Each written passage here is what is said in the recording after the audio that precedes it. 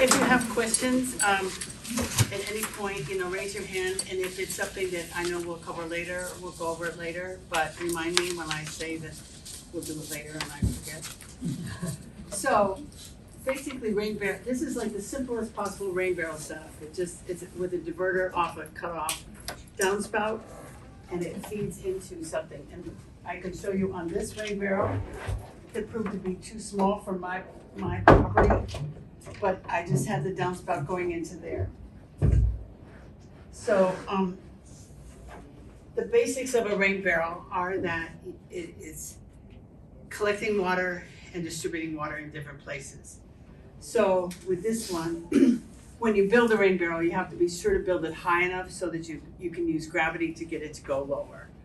I don't have problems with that on my property because I'm on a bluff. So I have problems with regulating flow. So I'm always down here at the spigot, like trying to figure out like how much I can take off at any point in time. This one also has another spigot here that's kind of like for overflow. And so if you're on a slope, if you start your primary barrel high and do your next barrel a little bit lower and the next barrel a little bit lower, you're best off. And then for overflow, you can connect hoses here. I think that these inputs are a little small. I usually like to have a 2-inch hole and do a flexible corrugated tubing to go to the next one, because with the rain that we get, sometimes if we get more than a ½ an inch an hour, it will overflow very fast. So basically a rain barrel this size will take from an 8x10 area, will fill up with 1 inch of rain. So you need to have several barrels if you're gonna do that. In my property, I live in St. Donatus in Doc Frost's old house that's way up the hill.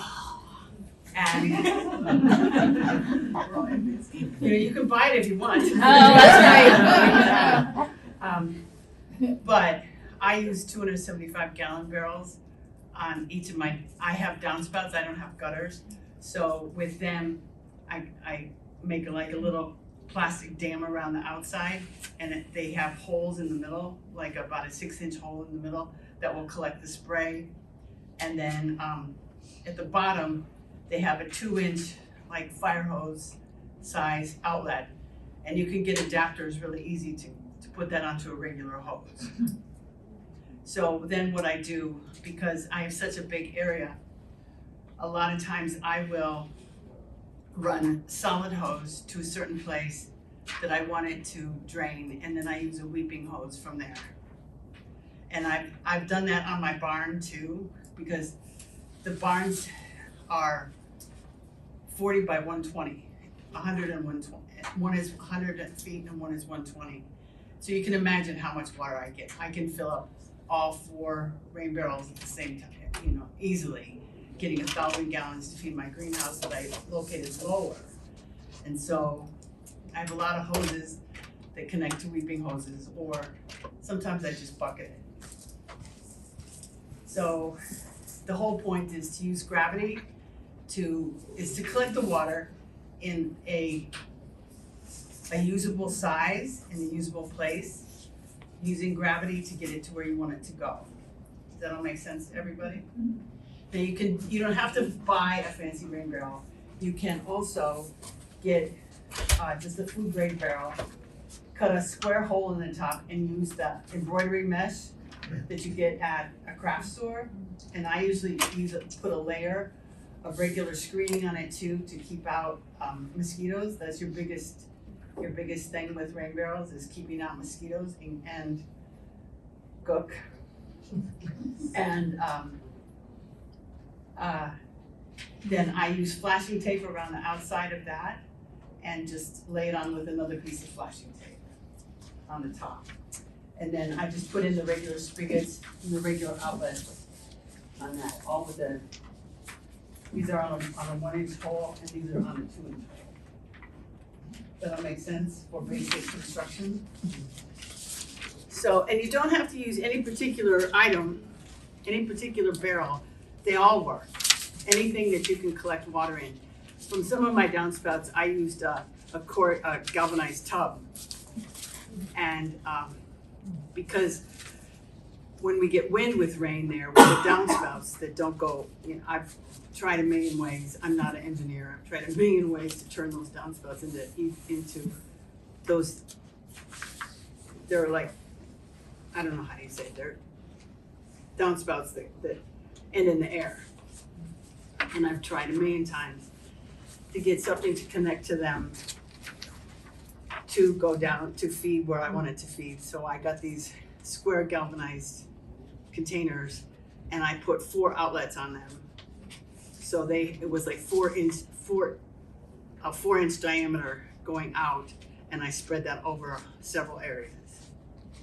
So that's that. I grew up with cisterns, so I'm used to use water for this. And even to feed my plants, I let the water sit for 4 days at least, so that I have a lot of mineral in mine and it'll settle out. And if you have a water softener, you want the salt to settle out as well. So I don't use the bottom 2 inches of water in anything I've gotten out of my tap water. So you don't have that problem with the rainwater because there is nothing like that in the water. So this next slide is basically like the calculations. This is all on your handouts too. Oh, sorry. Yeah. Oh, I can take that down, don't worry. I had to go retrieve it from way down the road today. Because we had wind yesterday. Oh. So basically 25 by 20, which is a small house. It's like a 1,000-foot house. Has 500 square feet. So you need at least 3 rain barrels to catch all of that. If you have 2 downspouts, which probably you do, like on a single gable roof, you can do 2 barrels on each one, and that should take care of what you need to. If you get a big storm, you just have to open up the overflow, which is these big things on the back, and just disconnect them from the other barrels so that you don't make a pond next to your house. So, and you can go over all these calculations. They are a little more complicated than they need to be. So this is kind of the size of the rain barrels that are really practical for a bigger house, like say over 3,000 feet. And they're connected the same way. And this was a project in Cedar Rapids. In Des Moines, somebody used regular whiskey barrels that you can also use. They tend to build up a little more mildew and mold inside. With any of these barrels, I always put a little bit of peroxide in it, and you can kind of have to judge, like with your mineral content in your water, how much peroxide you need. It's usually like about a tablespoon. I usually put like a small coffee cup in mine. And that's standard practice in food producing too, in the way that they wash food. So you know that it's still safe to use. I do bleach them out at the beginning of the season, but I don't use bleach during the year because you can kill off everything with that. So there's 3 parts to rainwater capture. Actually catching the water, using the water, providing native landscape, and also using permeable pavement. I forgot to bring my piece of, it's called a Photoland grid. And what that does is it's like a 2-inch grid that is set up like broken clover leaves so that it spins the water downward and stores you don't get runoff from your whole driveway. The water will go use the base of the driveway as a filter and will disperse water more evenly. So you won't, like sometimes on the sides of your driveway you get a little gutter, and this will alleviate that. What was that called? What did you say that was? The company is called Vodoland, Vodoland. And they're good. There's a lot of, I think that they're the best. They have the best shape of the grid that, it looks like broken clover leaf. So it spins the water that comes into the individual pieces of the grid, and it goes through compacted like half-inch stone, and then goes to a layer of like 1-inch stone, and then a layer of 4-inch stone. So you have like about 7 inches of filtering that it goes through before it goes into the ground. So it's I think it's the future. Trying to get Iowa stormwater education has lost their funding, I think, in USDA cuts, and I haven't been able to talk to them for about 6 weeks. But they were the people that had this information, and we were gonna do this in St. Donatus to try to be the second only. There's a property that has a driveway in Muscatine that was the first permeable driveway that happened in the state, and we were trying to be the second and didn't get funding. So then does anybody have questions about rain barrels? I have one question. With the big winds we're getting, is there a way you should strap them down, or do you? You know, with mine, when I make them, and I did this in Chicago, we had ones that had a lid that came off. And I usually my first efforts in St. Donatus were that I tried to do the same thing I did there. But like with the 275s, the cages are weighted because that's what they're used for. With these, I would open it up. You know, you can get ones that open up, and I put like half a cinder block in the bottom or a couple papers. But just make sure that they're washed. Yeah. You know, yes. What about like cleaning them, or like, or how often are you supposed to put bleach or vinegar? Every rainstorm. I don't put bleach in them. Only in the beginning of the season when I'm cleaning out the debris from the winter. And then every rainstorm I put in a little bit of peroxide, and you kind of have to just judge that by watching what your mold and mildew buildup is like. Is there a concern for what's being washed off your roof and then putting it on edible plants? Like dense. I would say not. I mean, if you filter out enough debris, that's why I put a piece of screening over, like even the mesh that's on here, I usually have a piece of screening over the top that's just flash taped on, so that you take out virtually all the debris, and that will settle down to the bottom. And you know, you can clean it. You really have to kind of monitor it per situation. Like if you have an asphalt roof that's brand new, it's gonna shed more bits. Then I have rubber roofs, so it doesn't shed anything. What about like bird poop and stuff like that you're washing off? I think that's kind of minimal on roofs. You know, I see that more like where they roost. One more question. Locally, where's a good place to look at rain barrels? I didn't see any at Steve's, you never know. I know, they're not very popular here. There is a kit at Menards that you can get to build your own that's about $30. If you look at the kit, you can put together what pieces you actually need cheaper than that. And there are always food grade barrels on Facebook Marketplace for like $2 to $10. But you don't know anybody locally that carries them. I won't make one, I know that. Ready-made one? Yeah. The gal out at Steve's Ace Hardware did tell me recently, if you don't see something there, you should ask, because sometimes they have it other places. So Okay. don't assume they don't have it, ask, she Okay. said, so. And online, there's a lot of garden supply stores that have them. If you just Google rain barrels for sale, you can find them pretty easily. I can't remember the exact company I got this from. I really like this one though, because it has this downspout, the inlet, and then it has a reservoir for extra.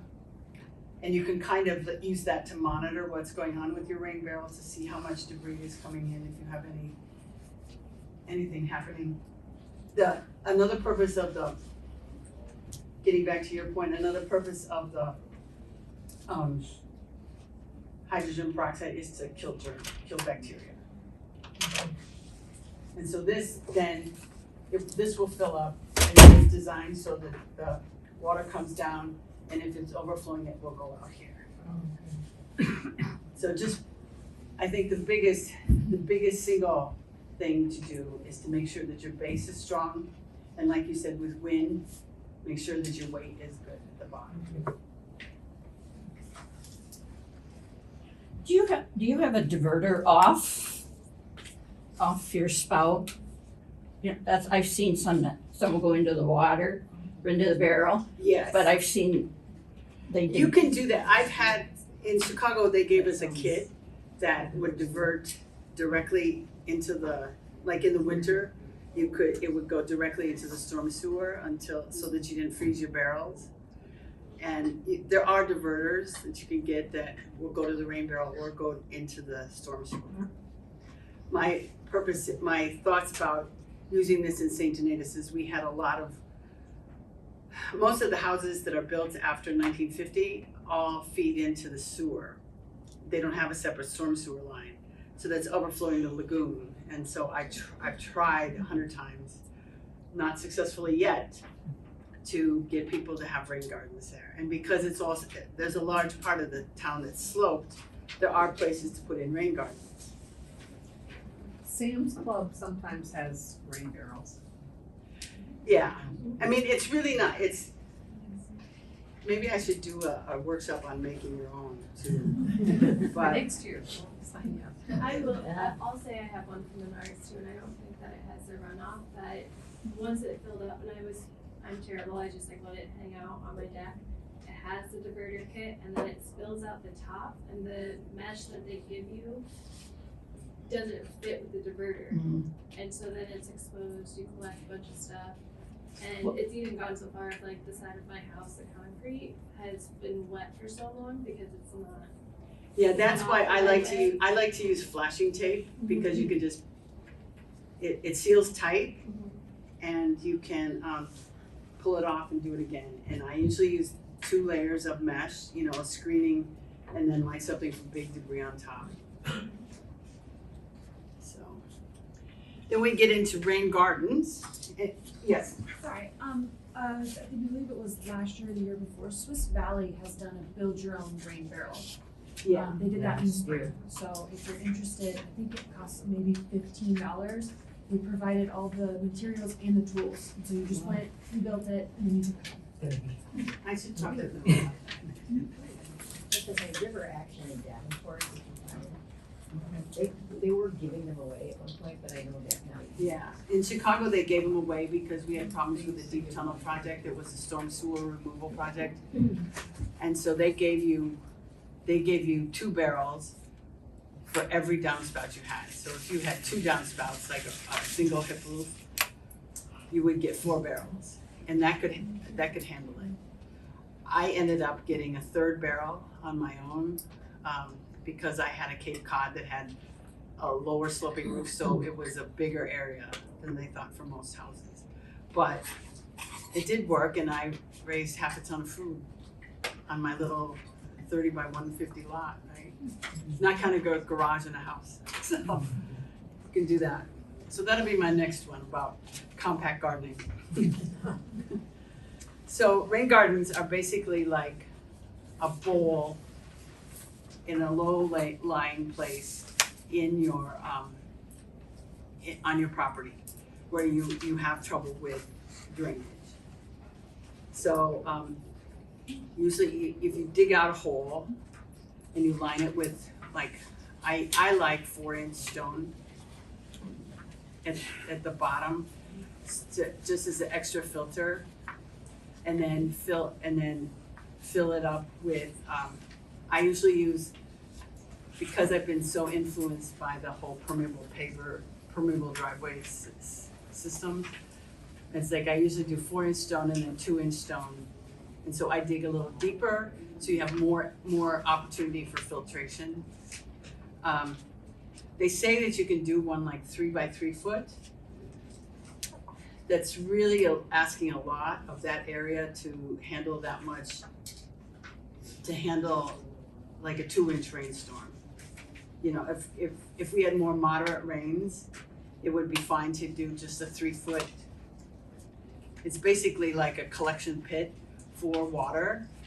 So rather than it just coming off your downspout into a horizontal diverter and dumping in one area, it dumps into another area that will actually filter and actually be pretty and raise plants. So, and they do, if they're properly drained, they do dry out in about 2 days.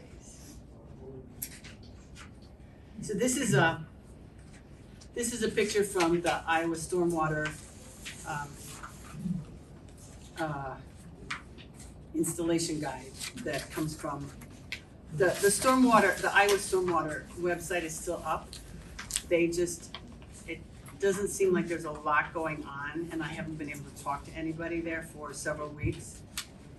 But they do have a book that you can either get on Amazon as an ebook or buy for a few dollars, or print it yourself.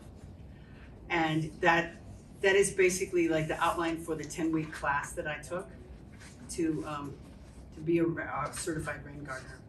But you can see that there is still ponding, which you really don't want because that will increase mosquitoes. So if it looks like this, it should only look like that right away after a rainstorm. And no more than 2 days of standing water because that's the time that it takes for mosquitoes to hatch out. I'm not gonna go through this and read this. You can take time to read the next slide yourself on your handout. But do make sure that your soil is very sandy, you know, I put vermiculite and sand in mine when I've done them before, just to keep it from clogging up and keep it from clogging the whole system. And mulch on top when you get your plants in. So it's kind of fun to watch that. This is pardon my typing. This is an early version of a rain garden. I would say that that's probably about 7 by 10, which I think is about the area that you need to handle like the 4 and 5 inch rains that we get sometime in the summer. Last year we had 3 events like that, and there can be water everywhere. You know, even my 275 didn't handle that off. I have a 6,000-foot roof, so usually the 4 of them will handle that, but even that was too much. So I think, go ahead. Do 2 diverters run into that or just one? Probably just one. It depends on, you know, it's hard to say because I can only see one gutter there. Well, there's 2 gutters, the one from the back that looks like it feeds into the second gutter. Because I don't see the gutter from the second story. Would you design it that way that all 4 would go into that? Depending on how big it was. You know, they say that you can make one down to 3 foot, but I think that that's a little too small. You know, it's asking a lot of that kind of area. I like a 7 by 7, 6 by 6. And from personal experience, that's what we did, and I ended up encroaching onto my neighbor's yard a little bit, who were very amenable to it. But unless everybody's on board, I wouldn't do that. So this is a picture of a rain garden when I was in graduate school and on the road with Wicked. I spent an extra couple weeks finishing up my thesis, writing in New Orleans, and worked on this rain garden. You can see how much area there is that's wet. And but they had some kind of treatment. I don't think it's available here necessarily for mosquitoes because mosquitoes are so prevalent down there because it's basically all swampland. But this is a prickly pear cactus in the front that I brought from Arizona when I was on the road. So that's what I did. And this is another picture of that. with the baby bonsai. And you can see how the area, the ponding area is very contained. And they were working on, this was at the point that they had figured out where the lowest points in their yard were. And they had dug it out and trenched it with big stone. And they found that that's where the water collected after a big storm. And so I was gone by the time they finished it out, but what you would do is, watch that and make sure that you're draining out in a couple of days, and then fill that up with a sandy soil mix with a little vermiculite. I like a little vermiculite. And then with your plantings, and it will pond up at the top a couple inches, but you need to have an outlet for that too. So that if it goes beyond that, I understand why, designing and building these is a 10-week class. Go ahead. For areas where you would like to put in a rain garden or something like that, how far away from your house's foundation would you suggest you be at a minimum? I'd say at least like 5 feet. Because you're gonna drain out. It's gonna be a slow drain, but I would probably keep it at least 5 feet away from the house. And so this is a rain garden that is done and working. You can see they have sedum in there, daylilies, phlox, some liatris, and all kinds of different things. But they can be pretty. It doesn't have to be an eyesore. It doesn't. That's the whole point of having a rain garden, is that it is something beautiful. The one that I did in Chicago was hampered a little bit because it was close to a blue spruce, and so it killed a lot of stuff. But we put in a lot of hostas on the side of the blue spruce where primarily the soil underneath was all pine needles, disintegrated pine needles, and hostas will still grow in that. So we got the biggest hostas we could and put them on the backside so it had kind of a backdrop. And it's fun to do that all. So this is kind of the basic idea of it all, the basic design. And I don't like the idea that it's runoff from a driveway. I'm very much encouraging people to do a permeable driveway, because it keeps your water on the soil it fell on, and it doesn't tax the local utilities, to putting water into the sewer systems. And so that's all the slides I have. Yeah. What about using your sump pump for feeding? I understand the country probably don't have sump pumps, but in town. Yeah. As long as you don't get any sewage in there, I don't think you would. No, you would not. I think you could use that. I mean, you have to discharge your sump pump in your yard somewhere anyhow. I never thought about that, but I think that's a good idea. I didn't do that with my sump pump in Chicago, but that was, I think there, it only went off like twice a year. Because the city went through a big program to make people unhook their sump pumps from the sanitary sewers. So you have to discharge it in your yard. Well, I think that, yeah, I just never thought about that. Yes. If you have like an unofficial swale between two houses, which is, and like an area for water to collect, would it be beneficial to maybe add in some of these plants to hopefully help that water reduce more quickly, even if you can't really mess with the soil there? Like, if you can't go and replace the soil. So it's like a naturally forming swale between your two properties. Yep. So I would try to talk to the neighbor and see if you could cooperate on building either, the next step bigger than rain gardens is bioswales. And that's what they usually put along creeks to filter the water and the runoff before it gets into the creeks and into the larger water system. But I think that you could do that I'm a big proponent of putting, my diagram didn't have it in there, but I like to have a layer of 4-inch stone in the bottom to act as a filter, because limestone does filter out a lot of stuff and releases a lot of minerals into the ground that are beneficial, and also contains the water that's in the swale. But I think certainly you could do that. On your handouts, there's a list of 20 different plants, 20 or 21 different plants that are available from proven winners, and I tried to select off of their big list. The ones that are pictured are ones that I think will grow here. They go down to zone 4, so I think that they will be pretty hardy. You know, we all know bee balm and phlox and daylilies and all of that. And those are all available from Florist. Go ahead.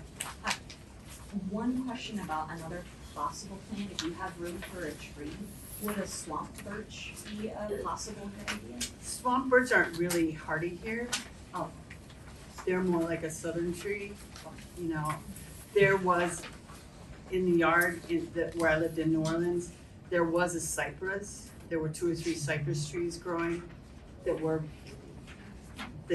sucked up a lot of water. You know, and you could see them almost swelling after a storm. So there's that. Yes. So I live in the country and our lane is all gravel. And when we get those real heavy rains, it will wash down and actually go into our field. You know, make a big gully down into the field. Would that be a good place for a rain garden at the edge of my lane to stop that from going into the field? Yeah, you'll want to put it a little ways away from the edge of your lane, because I don't know if you salt it all in the winter or you put No, ash it's on it. just gravel. Yeah, a lot of people either salt or put ashes on their gravel driveway, and that's not the best thing. Yeah, no, we do. So you could do that, you know, and if you locate, I'd have to look at it for sure, but if you locate the lowest place, the way that I do that is I take 5 gallons and put food coloring in it and watch it run, and have somebody put stakes down where they see how far it runs. And that's an easy way.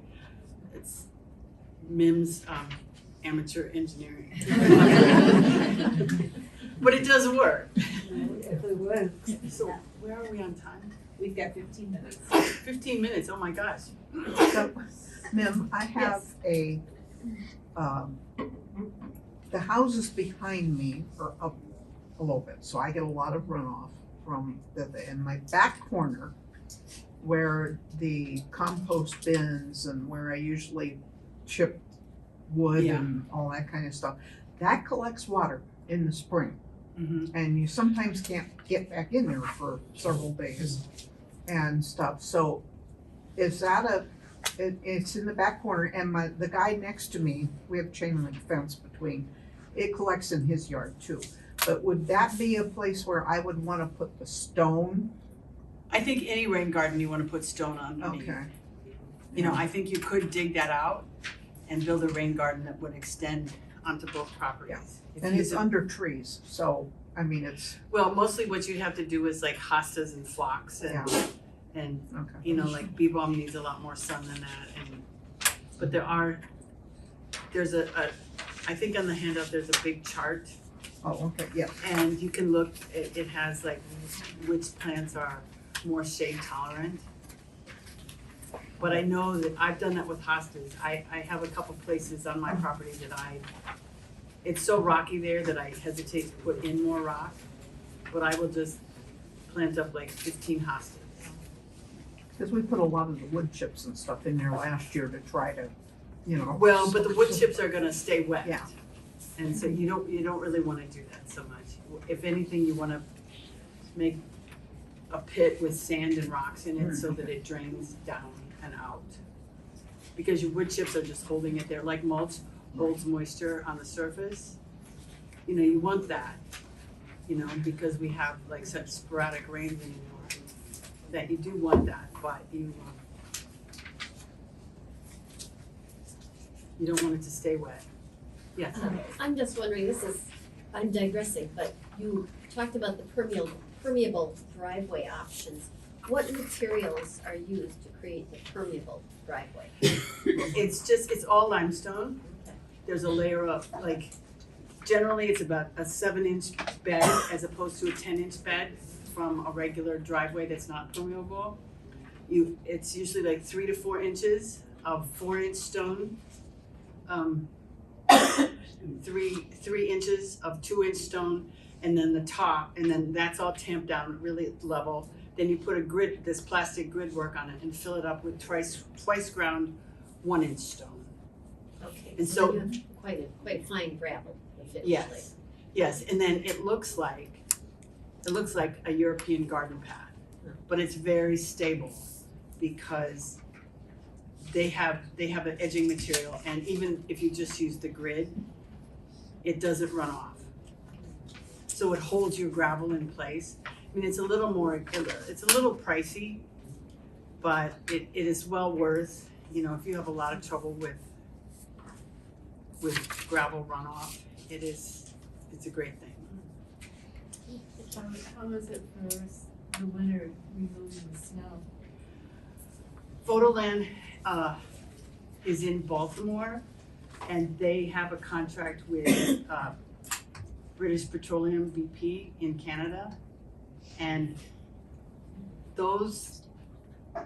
they use them mostly for yards for tanker trucks, and they don't really have any trouble because it's permeable. So as the water goes out, Yeah, but I don't think it Baltimore, heaves. you don't get 4 to 10 inches of snow either, Yeah, no. like you do here. She was about removing. Oh, from removing snow from it, Yeah. you just have to set your blade up about a half inch, quarter inch to a half inch. You can't like run the blade like right up on the surface, because you can pull up the grid. Or finding somebody that knows how to plow like that soon. Well, I think that's anywhere, with any kind of driveway. Yes. Just a side note, make sure you use clean stone. Oh, yes. When you said gravel, you know, some No, people. I'm sorry, yeah, say it's gravel. absolutely clean stone. And, That's wash stone. right. Yes, Diane. Ma'am, when you're talking about having 2 rain barrels on a gutter, on the downspout, then that means you go up higher on the downspout to be able to have the 2 stack on each other? No, you have, one is here and one is here. So Say- one would overflow, the bigger would overflow to the smaller one? Yes. Okay. Yes, and there's controversy about if you overflow from the top or if you overflow from the bottom. If you overflow from the bottom, I've had a failure like that. So if I do a series, like in the pictures, they go even, and I would imagine that they probably do put their overflow spouts at the top, like this commercial one was done. And I'm just trying to imagine on my house, with the downspout, but how do I put 2 there, You put one on 2 cinder blocks Oh, I see. and Okay. one on 1 cinder block. Gotcha. So you kind of step it down. And I find that is better. Okay. I mean, some people might not, but, I mean, there's, different areas have different results.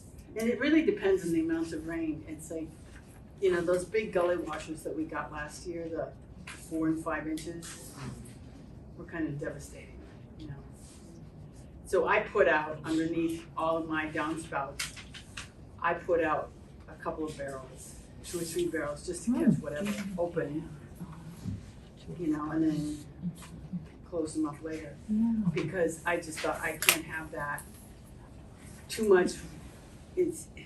I had a lot of damage in the house when I first got there, that the patios had shifted up like towards the house and were draining in under the foundation because of the downspouts, because they hadn't managed them right. So there I was, one of the first things I did was I made my patio is permeable, so they're mostly gravel with a 2-inch flagstone, and then I have pea gravel in between.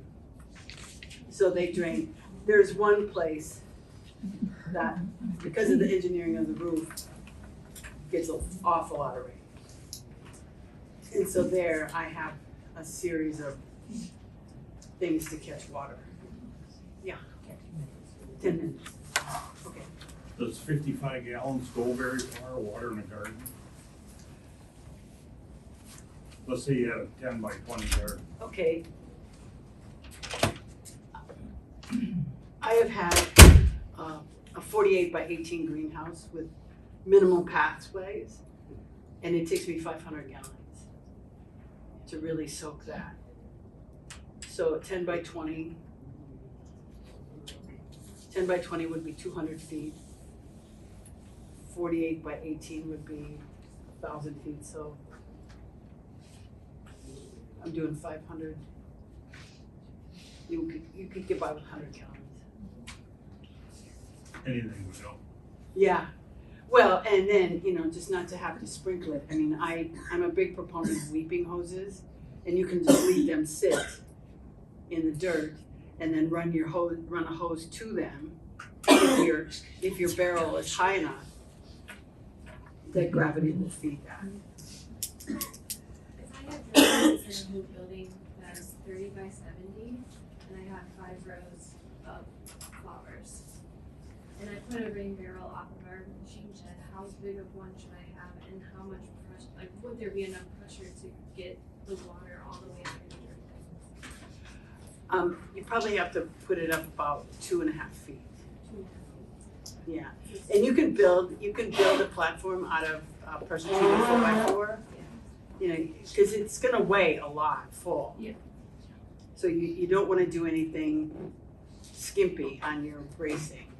8 pounds per gallon. Yeah. So if you have 100 gallons, that's 800 pounds. So you really need, if you have 2 of them on the same platform, I would do it with 6x6 pressure treated. On the rain garden design, you need an overflow. Would that just be the lowest point of the rain garden? You can design that, you can work that in so that can feed like another area close to it, but it has to be lower. Okay. So rain gardens work most best on a little bit of a slope. Or, I mean, if it's someplace where it's flat and it just puddles, just be sure that you have a big enough area. And like once you get your rock in there, just watch it under rain. Or you can fill it up from your garden hose too and see how long it takes. If it takes more than 2 days, you're in trouble. Yeah. Thank you. Okay, I feel like I didn't do enough. No, it was very informative. But I We got a lot of information on the handouts. there's a lot of information about water conservation, and I think as we get drier and drier here, we're coming into our 6th year of drought now. I think that we need to watch all of our water. And I know people in Arizona that hook up the drains from their dishwashing, not so much the dishwashing, but from their laundry equipment, and put that into 275 containers to use that as gray water to water their gardens, because that's just a little soapy water which will just keep the bugs down. Make sure you check with the city or the county to make sure that's legal. A lot of places that's not legal. I know. That's Arizona. That's Arizona, yes. It probably isn't legal. I wonder about the water that comes off my roof, because if that goes tiles, have something tarred in them. I don't know if all roof tiles are like. You have a tar roof, a rubber roof, or a tar roof? It's tar paper? Rubber. It's rubber. Rubber is not gonna hurt it. I just wonder about the carcinogenic effects that might be, no? I don't think. Like, it's the same thing for tires. I never believe in planting food in tires, flowers. but nothing edible. I just think there could be carcinogen from the tar. From the science that I know about rubber and plastic disintegration in the sun, the lifespan of the carcinogens is not very long. So maybe not the first couple years. I mean, and I could be totally wrong about this, you know, but I probably react to it, but I'm kind of a little wary of using yeah, the water. my roof is like a really heavy duty product from Goodyear that's primarily rubber with a polymer undercoat. It's 2 layers, it's got polymer underneath. So the plastic is far away from anything. But I just wonder about tars in that, you know, whatever is made. I think if you're concerned about that, I would just take a sample of the water from your downspout to the county. Okay, And, you know, like with anybody, I would recommend that. because I'm afraid to use it on my tomato plants and stuff, but not the flowers. Yeah, I don't really think that there's a huge problem with that. But that is something, you know, there are places that it's illegal to have rain barrels, you know, and I know that's true.